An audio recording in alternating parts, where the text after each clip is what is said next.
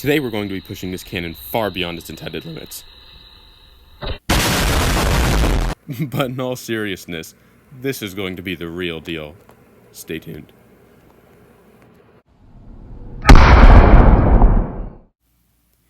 Here's my obligatory disclaimer that this video is meant to entertain and to educate, and to demonstrate a concept, not to provide a tutorial or to encourage you to do the same. This is a little toy cannon I've had ever since early childhood, and I've always kind of wanted to know what would happen if I actually tried to shoot it. Then I realized I'm a flipping adult. I may as well just try it.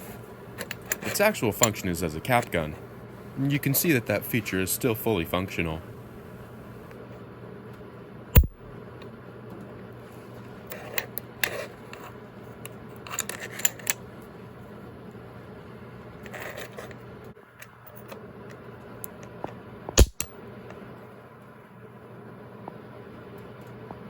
And here's just a closer look at how that works if you're curious.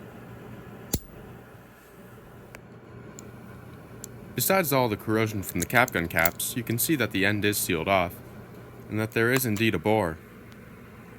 So there was only one logical thing to do. As you can see, I'm going to be using 4F GoX, and I'm going to use an empty 22 casing to measure it out. At first I started out using only half of the casing just to be conservative, but then I realized that you do need a full casing. Otherwise, there simply wasn't enough power to even push the projectiles out the muzzle. I'm going to be using a thin fuse for ignition. You can see I'm trying to bend a small kink into the back of it. That's to ensure proper ignition. And then once that kink is in place, simply push the fuse down the front of the barrel. There is no touch hole, and I'm not going to drill one as it would be unsafe, and I really just don't want to put a hole in the cannon. So, inconvenient as it is, the fuse is going through the front. There you can see the powder charge. You just carefully pour it down the muzzle. And then follow that up with a little bit of cotton.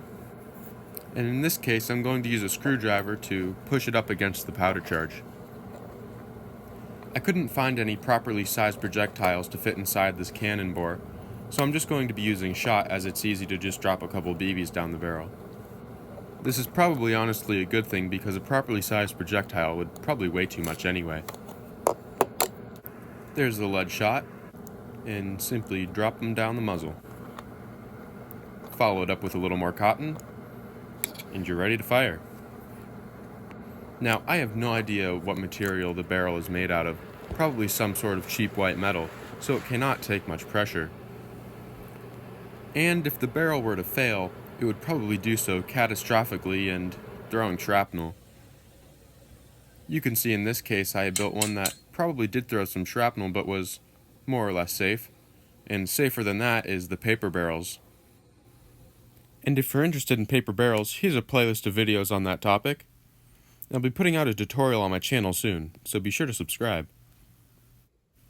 Taking a closer look at those BBs, there are 10 of them, and they're probably about number 6 shot.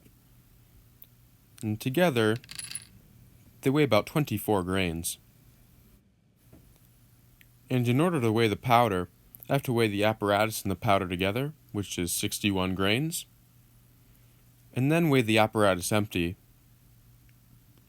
Comes out to 57. That's 4 grains of powder.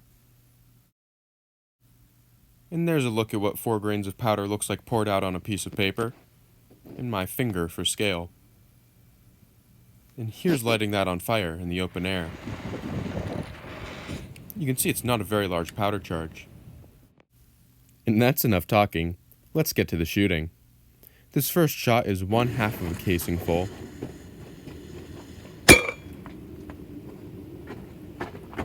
And it turned out alright. You can see there's a serious fireball.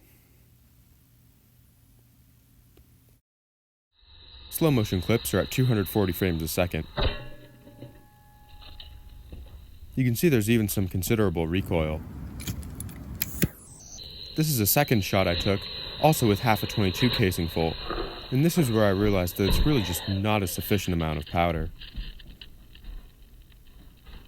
So from here on out I'm going to be using a full 22 casing full, which you'll recall is about 4 grains of powder.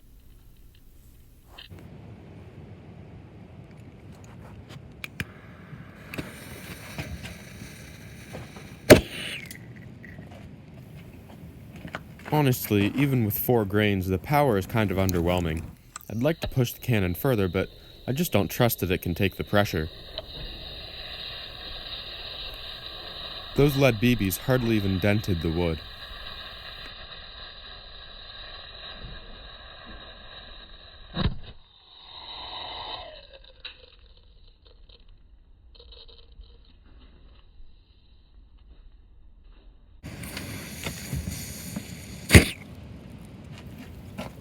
You can see there was hardly any compression with that shot. I tried to use a .22 caliber pellet, and it really just didn't work. They weigh about 18 grains, which is less than the 24 of the shot, but I think it just didn't create a good seal. I did use some wadding, but nonetheless the velocity was still incredibly low. You can watch how it basically just plopped out the end of the barrel and rolled around on the ground. So I guess I'll stick with what works. Here's the lead shot again, and 4 grains of powder.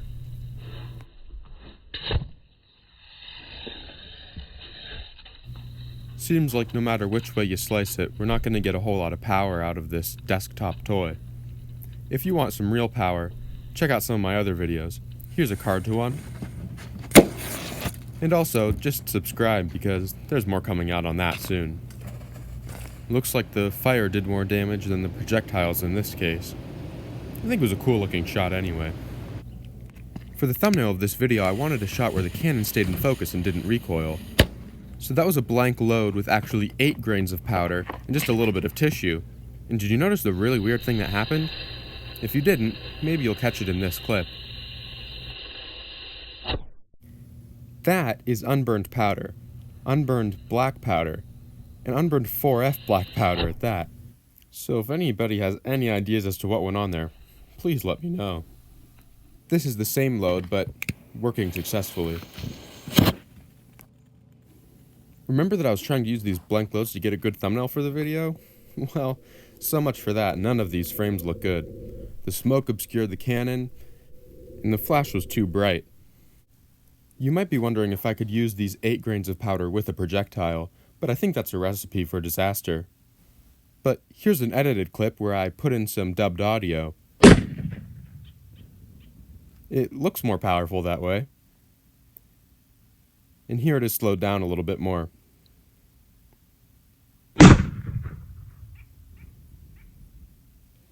It's crazy what just a little bit of sound will do. And if you're curious, the sound of that is actually the sound of this aforementioned paper barrel exploding when it was safety tested. And here's a card to that video. Well, that's all I have for you today. If you enjoyed this video, please give it a like and consider subscribing. I appreciate you sticking around till the end, and I hope to see you next time. Thanks.